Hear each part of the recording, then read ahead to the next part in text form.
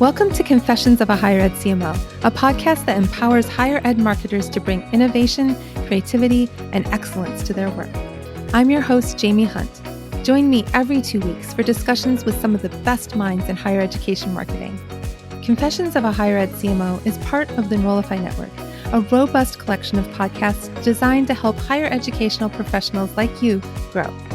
Explore our other shows at enrollify.org or check out some of my personal favorites linked in the show notes below. Enrollify is made possible by Element 451, the leading AI-powered all-in-one student engagement platform, helping institutions create meaningful, personalized, and engaging interactions with students.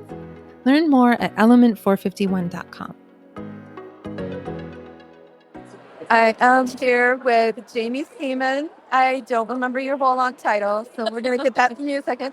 And Nick Ladany, who is the president of San Francisco Bay University. Got that right?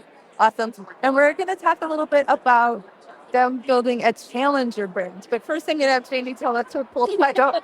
I work at RW Jones, and I'm also the acting vice president for smart-based communications in San Francisco.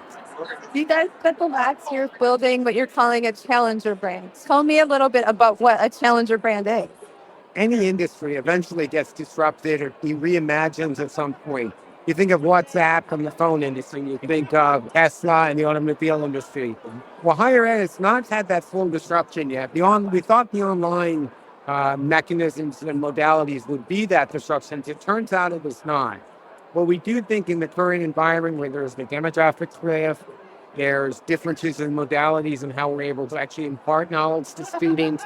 Student bodies themselves are different in all kinds of ways. We really think it's a place for us to begin to disrupt the higher ed industry. And in large part because we have the resources and the wherewithal to make those changes. And I'm happy to share more with you about what those changes are. Yeah, tell me about those. So there's a number of things going on. We thought, well, what would it take to build a university from scratch? To first start with this idea of we're going to be radically student-centered. And everything was going to be built around that. So instead of a traditional university, which is about the faculty or about the institution or about the donor that founded it, we said we're going to start with the student. And then we're going to build a university around that. So we made sure that everything around the student in terms of the curriculum and then the co-curriculum helps support the student with the North Star of graduating, in theory, 100% of our students in 4 years. You start with that premise and then build that. What we learned was you need to change the core curriculum to make it relevant, industry relevant, and student relevant. We changed that. We also had to change how faculty operated in the university. So faculty, although they're wonderful in terms of their content knowledge, they don't always have the curriculum background. In fact, most don't have any education in teaching and how to teach. So we're training our educators and training our faculty on how to teach and meet the students where they're at. But we're also looking at comprehensive wellness, unlimited mental health, student support services, academic support services, really, again, everything around the student to help them graduate in 4 years. And that was the premise for what we've come up with at the current time. That's amazing. I just love this idea of like that radical student-centeredness and how it's just really focused on what our most important stakeholders are, truly. How does the brand fit into this? Well, part of what's been really fun about working with SFBU is that we've been able to take this incredible story of what President Ladany is doing in SFBU and just bring it to life, obviously, through messaging and visuals. And it's telling the story of this disruption that's taken place in the industry. And so we developed a brand at the core of it is there's no stopping us. And there's no stopping, a faculty from helping a student. There's no stopping a student from starting a business or graduating. There's no stopping this institution from disrupting an industry that is in desperate need of disruption. So it's been really fun to be able to take that really innovative work within the higher education industry and just bring it to life in this beautiful brand that we really just launched about 2 months ago.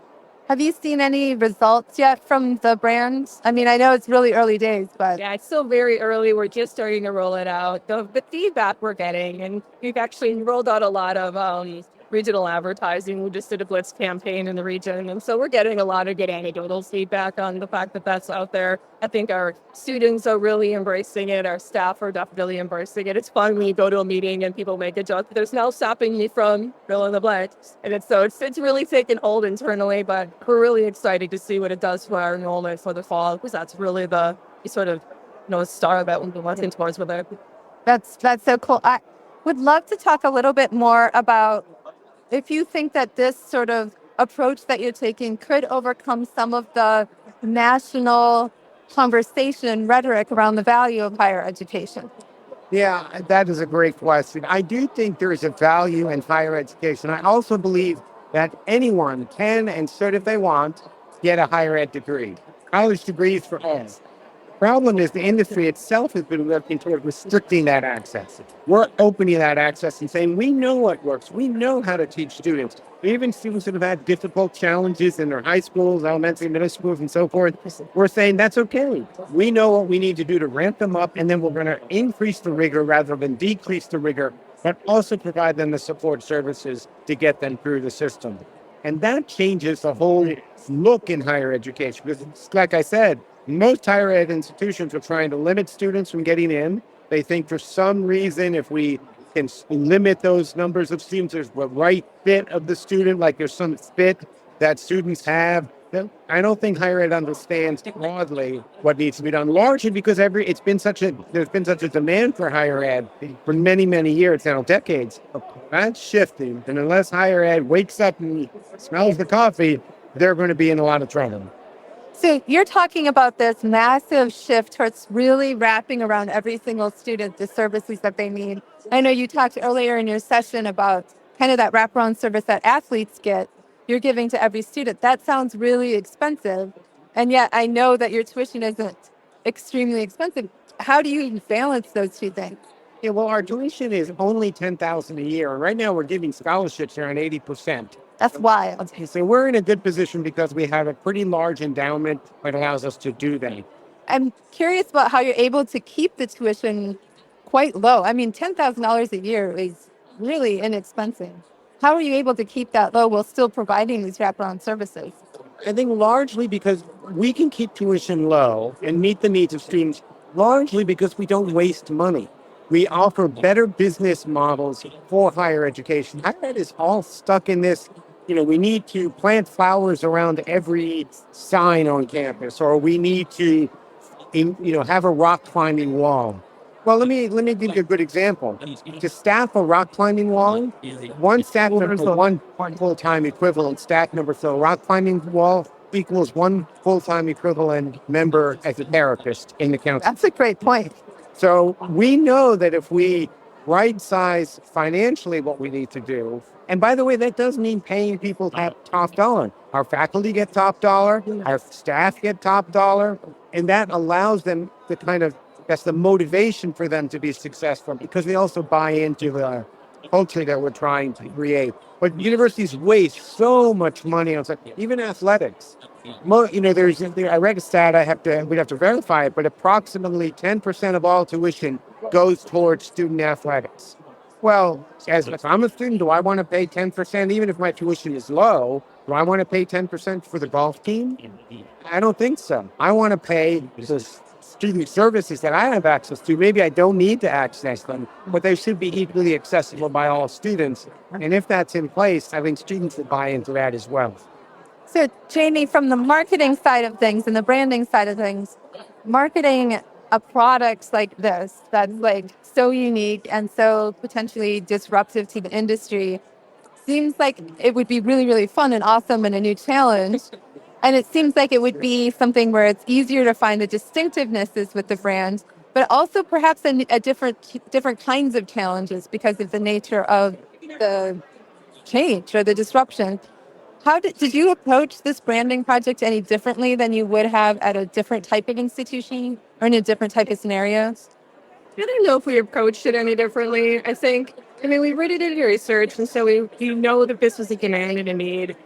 I think the interesting part about the marketing is we're marketing it to, very, socioeconomically challenged, generally first generation, possibly, and very regional at this point. And so really the challenge that we're having now is just get awareness, and then even trying to keep the work that we're doing understandable and digestible. So I mean, we can get into all kinds of fanciness around what the curriculum is doing, and there's all these big words, APP, all that, what Francis.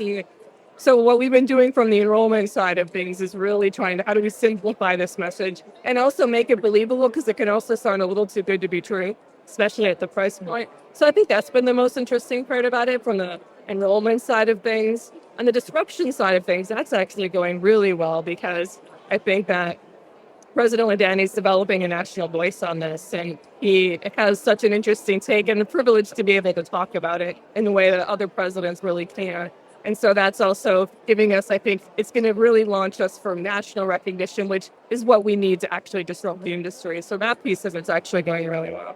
Yeah, so let's talk about that thought leadership. What are some of the things that you're doing to kind of elevate your voice in this conversation? Because it's an important conversation.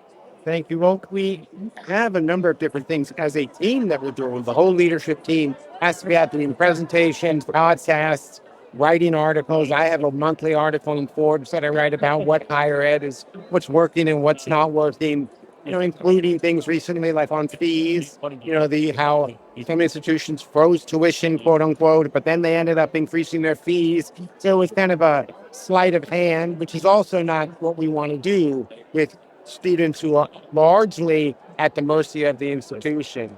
So it's really kind of truth in advertising. I'd say again, we said earlier, we talked about, the idea of we now have a 6-year graduation rate. That's the norm. When in the heck did that become the norm? It should be a 4-year graduation rate. 6 years is nonsense. And now I'm hearing 8 years as the new norm. Well, that makes no sense at all. Universities should have a mandate to get students out in 4, and I would argue 3. You're looking at a 3-year graduation or 3-year bachelor's degree as the new norm. That's what we're going to see in the future. And it's really going to be beholden to universities to do that. Now, I will also say that that's really hard to do. Frankly, you need trustees, board of trustees, to be very supportive of changing institutions. And a lot of them who are alums might say, oh, I remember the good old days when we did X, Y, and Z. If you're a good business person, the good old days are no longer there. You need to rethink how higher ed is working, and then we need to create new business models for the future. Because if they don't, I think they're going to go under. We're going to see more than one school go under every week. As we're seeing now, I think that's going to escalate. And some universities are at the cusp, and they're so beholden to their past or to the faculty or to some idea about who they really are, like they're so special. They can be special, but they're not. They're special for some of them for 1950 specials. That's sustainable.